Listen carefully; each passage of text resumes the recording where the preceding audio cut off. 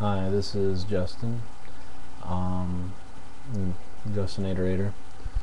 Reality to a human versus reality to a rock. I'm going to go a little bit more in depth on reality here. A rock sitting on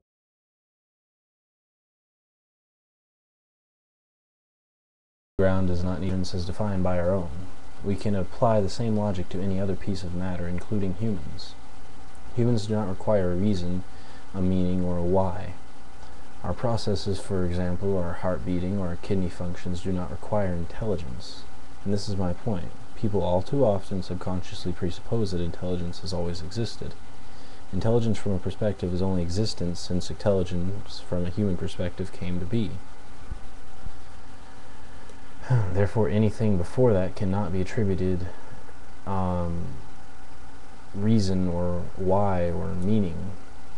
We can, using logic, determine a how that suits us as the closest thing to a real explanation possible.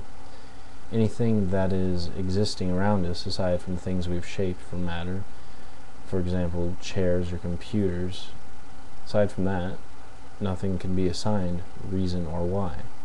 Maybe a how and a what, but no why. Even before we shaped it, the matter that makes it up does not have a reason or a why for existing. It just does. Giving anything a why is essentially asking it why it exists. And again, wondering why something exists is similar to asking it why. I mean, giving a reason to exist is only saying that that is why you think it exists.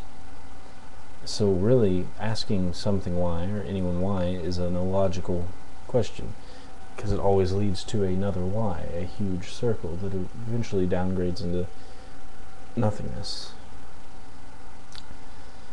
So go ahead and ask a rock why it exists. If it does not answer, then you have no reason to say there's a reason for it being there. But you can determine how it got there and what it is. Reasons why, meaning, purpose, are all words that lie in romanticism. They do not exist in reality. So saying that an intelligence is the reason why we exist is a completely romantic notion. It is not based in any type of logical perspective and cannot be taken seriously when determining logical perspectives. Intelligence indeed does not exist outside of intelligence. Therefore, since all things that come before intelligence are indeed non-intelligent,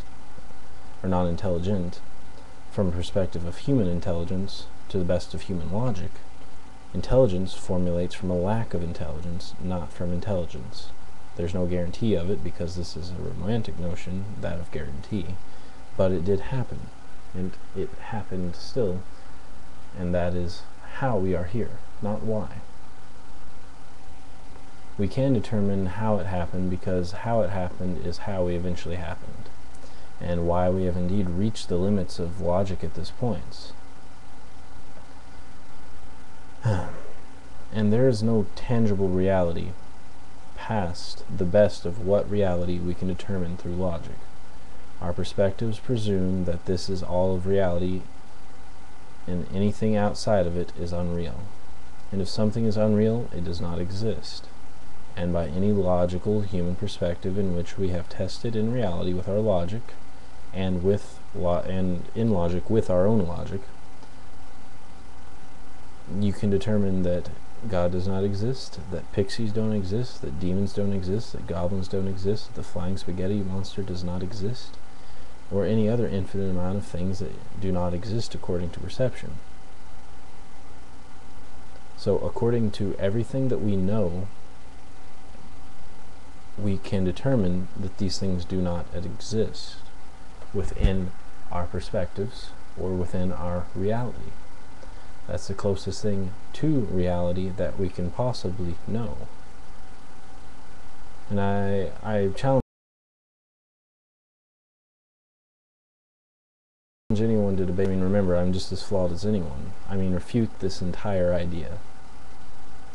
I guess this is another challenge.